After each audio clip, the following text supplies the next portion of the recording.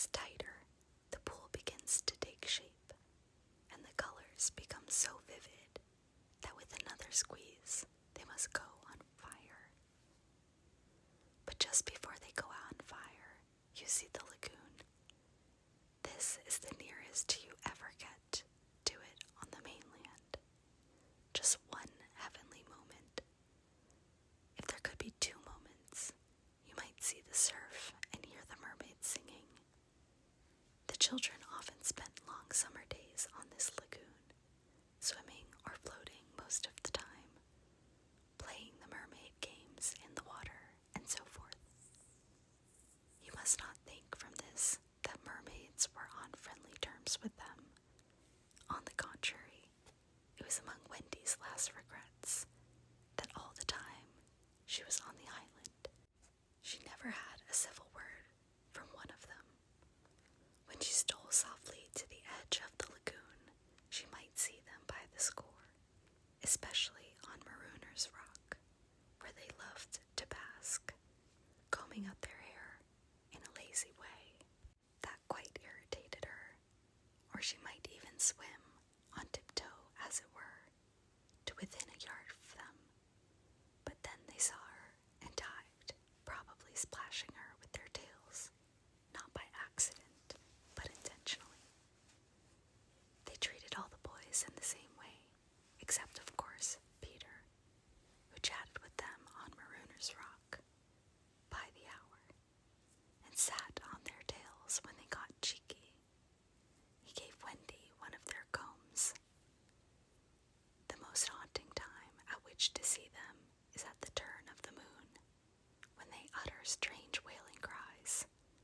But the lagoon is dangerous for mortals then, and until the evening of which we have now to tell, Wendy had never seen the lagoon by moonlight.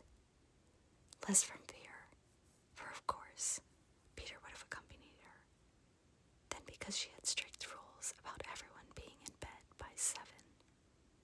She was often at the lagoon, however, on sunny days after rain, when the mermaids come up in extraordinary numbers to play with their bubbles. The bubbles of many colors, made in rainbow water, they treat as balls, hitting them gaily from one to another with their tails, and trying to keep them in rainbow till they burst. The goals are at each end of the rainbow, and the keepers only are allowed to use their hands. Sometimes a dozen of these games will be going on in the lagoon at a time, and it is quite a pretty sight. But the moment the children tried to join in, they had to play by themselves, for the mermaids immediately disappeared. Nevertheless, we have proof that they secretly watched the interlopers, and were not above taking an idea from them, for John introduced a new way of hitting the bubble, with the head instead of the hand, and the mermaids adopted it. This is the one mark that John has left on the Neverland. It must also have been rather pretty to see the children resting on a rock for half an hour after their midday meal. Wendy insisted on their doing this, and it had to be a real rest even though the meal was make-believe. So they lay there in the sun, and their bodies glistened in it, while she sat behind them and looked important. It was one such day, and they were all on Marooner's Rock.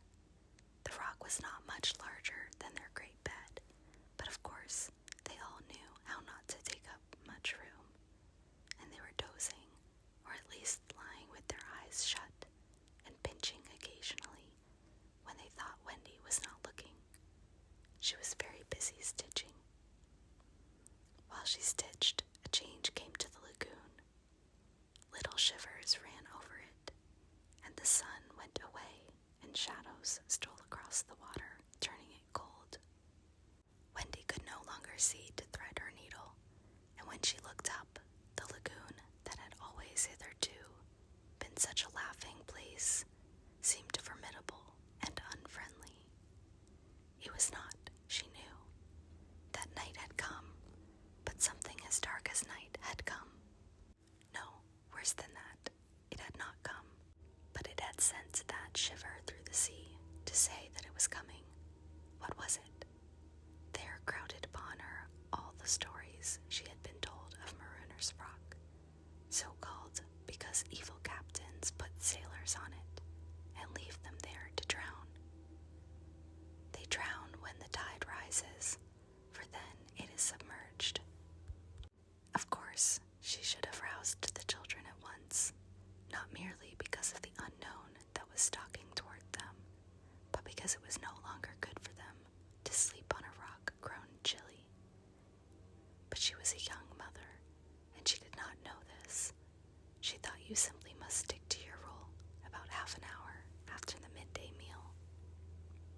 So, though fear was upon her, and she longed to hear male voices, she would not waken them, even when she heard the sound of muffled oars.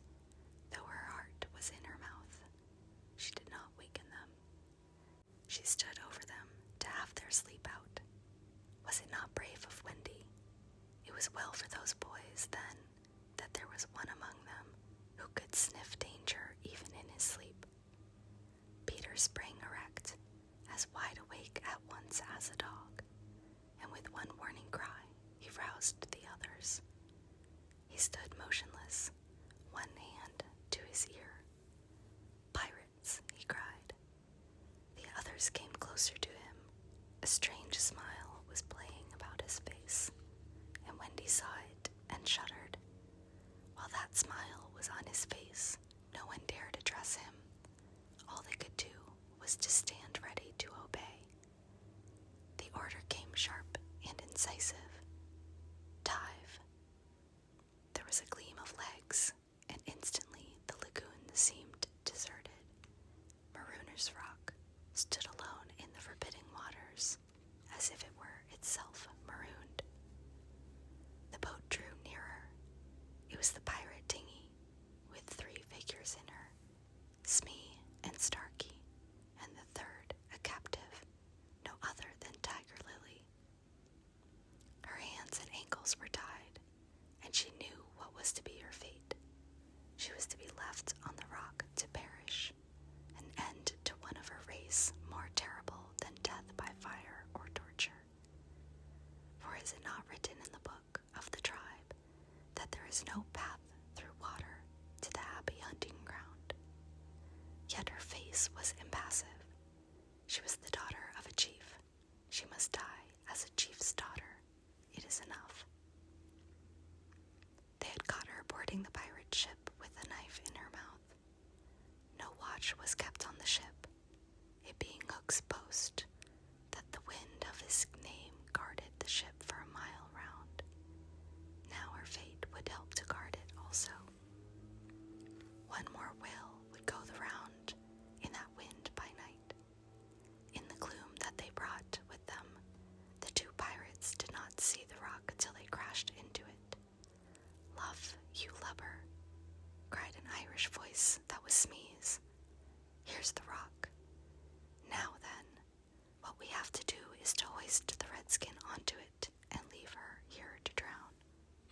It was the work of one brutal moment to land the beautiful girl on the rock. She was too proud to offer a vain resistance. Quite near the rock, but out of sight, 2 heads were bobbing up and down, Peter and Wendy's. Wendy was crying, for it was the first tragedy she had seen. Peter had seen many tragedies, but he had forgotten them all. He was less sorry than Wendy for Tiger Lily. It was 2 against 1 that angered him, and he meant to save her. An easy way would have been to wait until the pirates had gone, but he was never one to choose the easy way. There was almost nothing he could not do, and he now imitated the voice of Hook. "Ahoy there, you lubbers," he called. It was a marvelous imitation. "The captain," said the pirates, staring at each other in surprise. "He must be swimming out to us," Starkey said, when they had looked for him in vain. "We are putting the redskin on the rock," Smee called out. "Set her free," came the astonishing answer. "Free? Yes, cut her bonds and let her go. But, Captain, at once, d'ye hear?" cried Peter, "or I'll plunge Smee gasped. Better do what the captain orders, said Starkey nervously. Aye, aye, Smee said, and he cut Tiger Lily's cords. At once, like an eel, she slid between Starkey's legs into the water.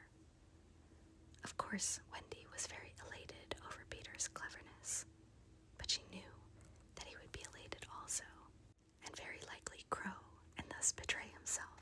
So at once her hand went out to cover his mouth, but it was stayed even in the act, for Boat ahoy rang over the lagoon in Hook's voice, and this time it was not Peter who had spoken.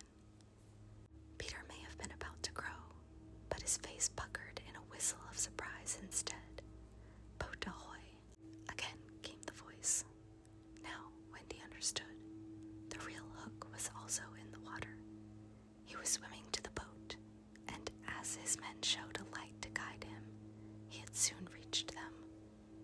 In the light of the lantern, Wendy saw his Hook grip the boat's side. She saw his evil, swarthy face as he rose, dripping from the water and quaking. She would have liked to swim away, but Peter would not budge. He was tingling with life, and also top-heavy with conceit. Am I not a wonder? Oh, I am a wonder, he whispered to her. And though she thought so also, she was really glad for the sake of his reputation that no one heard him except herself. He signed to her to listen. The two pirates were very curious to know what had brought their captain to him, but he sat with his head on his hook, in a position of profound melancholy. Captain, is all well? They asked timidly, but he answered with a hollow moan. He sighs, said Smee. He sighs again, said Starkey. And yet a third time he sighs, said Smee. Then at last he spoke passionately. The game's up, he cried. Those boys have found a mother. Affrighted though she was, Wendy swelled with pride. Oh, evil day, cried Starkey. What's a mother? Asked the ignorant Smee. Wendy was so shocked that she exclaimed, He doesn't know. And always after this, she felt that if you could have a pet pirate, Smee would be her one. Peter pulled her beneath the water, for Hook had started up, crying, What was that? I heard nothing, said Starkey, raising the lantern over the waters. And as the pirates looked, they saw a strange sight. It was the nest I have told you of, floating on the lagoon, and the Never bird was sitting on it. See, said Hook, in answer to Smee's question, that is a mother. What a lesson! The nest must have fallen into the water. But would the mother desert her eggs? No. There was a break in his voice, as if for a moment he had recalled innocent days when, but he brushed away his weakness with his hook. Smee, much impressed, gazed at the bird as the nest was borne past, but the more suspicious Starkey said, If she is a mother, perhaps she is hanging about here to help Peter. Hook winced. Aye, he said, that is the fear that haunts me. He was roused from his dejection by Smee's eager voice. Captain, said Smee, could we not kidnap these boys' mother and make her our mother? It is a princely scheme, cried Hook, and at once it took practical shape in his great brain. We will seize the children and carry them to the boat. The boys we will make walk the plank, and Wendy shall be our mother. Again Wendy forgot herself. Never, she cried and bobbed. What was that? But they could see nothing. They thought it must have been a leaf in the wind. Do you agree, my bullies? Asked Hook. There is my hand on it, they both said, and there is my hook. Swear. They all swore. By this time they were on the rock, and suddenly Hook remembered Tiger Lily. Where's the redskin? He demanded abruptly. He had a playful humor at moments, and they thought this was one of the moments. That is all right, Captain, Smee answered complacently.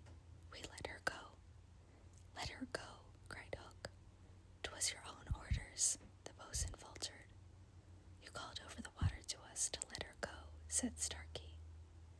"Brimstone and gall," thundered Hook. "What cozening is going on here?" His face had gone black with rage, but he saw that they believed their words, and he was startled. "Lads," he said, shaking a little, "I gave no such order."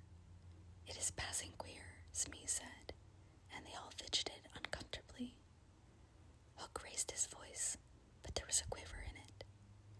"Spirit that haunts this dark lagoon tonight," he cried, "dost hear me?" Of course, Peter should have kept quiet, but of course he did not. He immediately answered in Hook's voice, "Odds, bobs, hammers, and dogs, I hear you."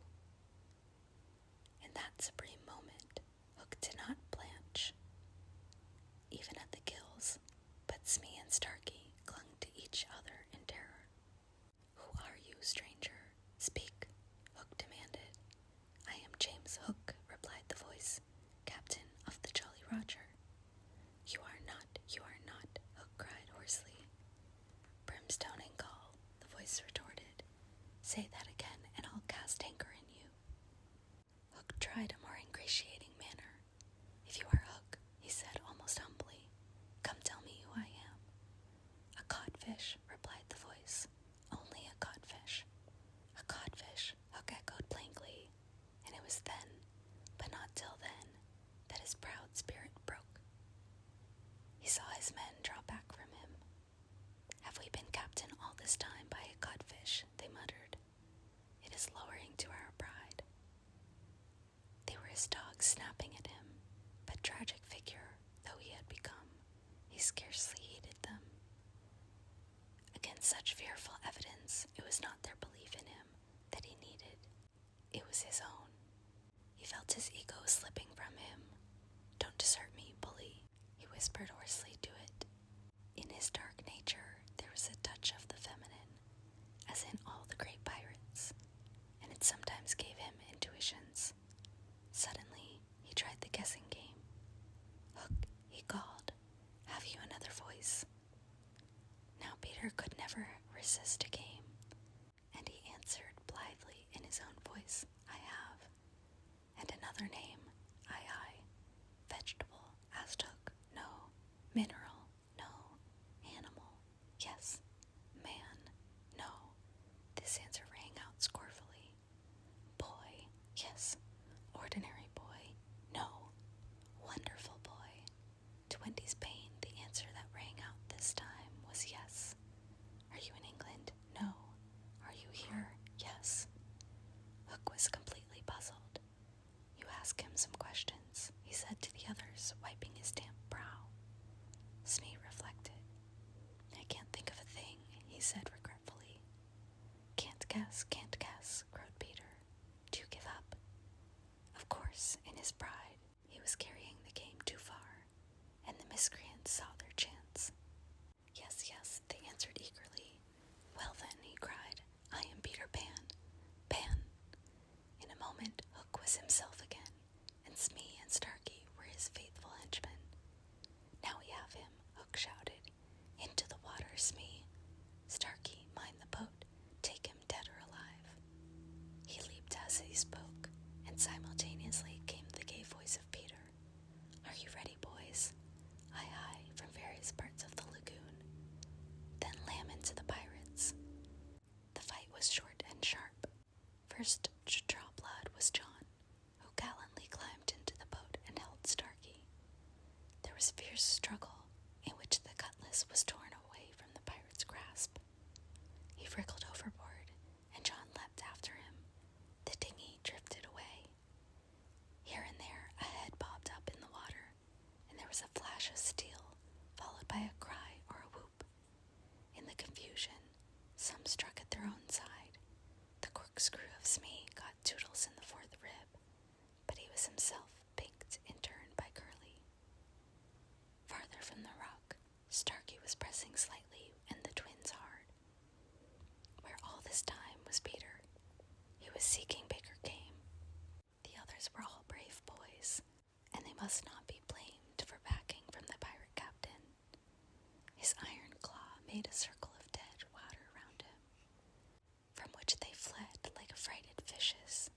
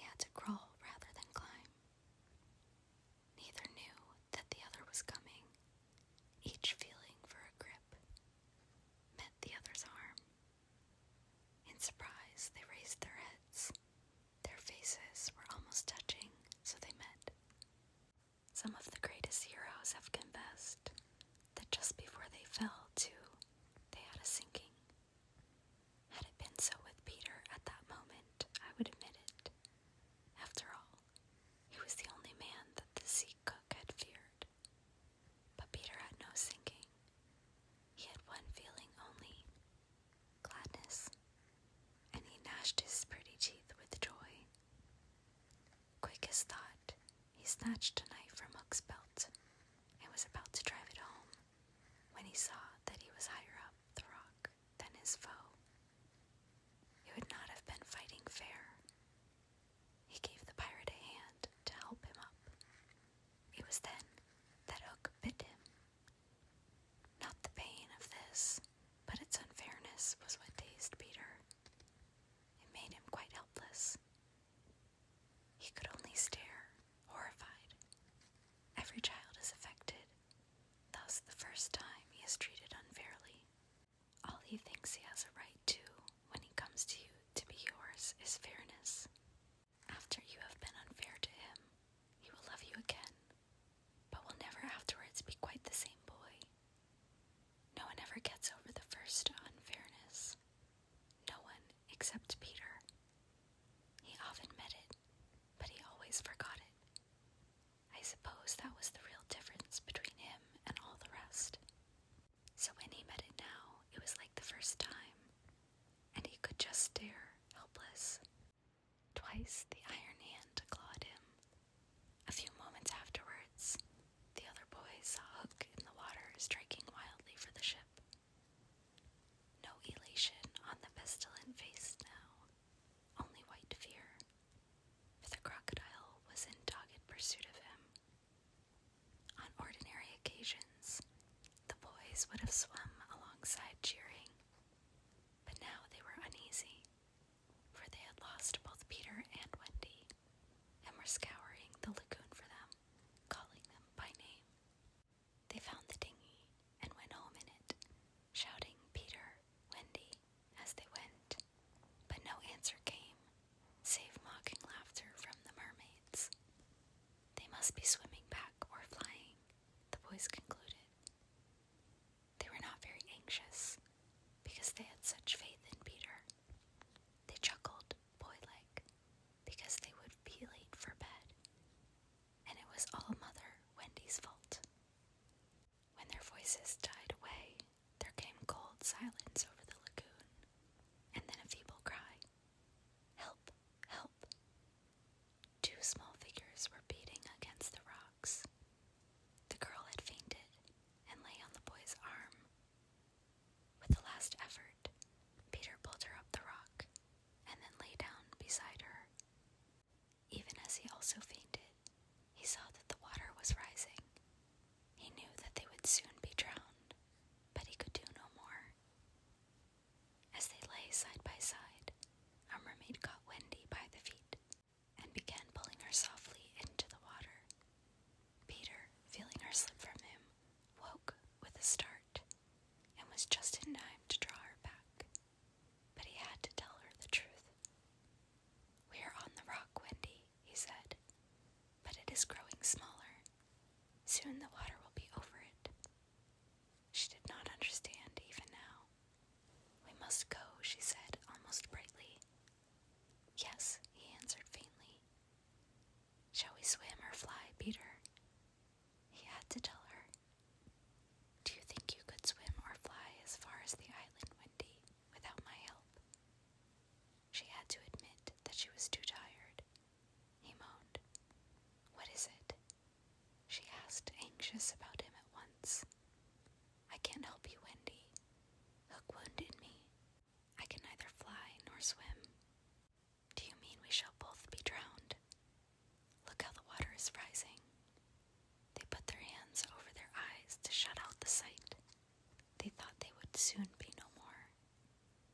As they sat thus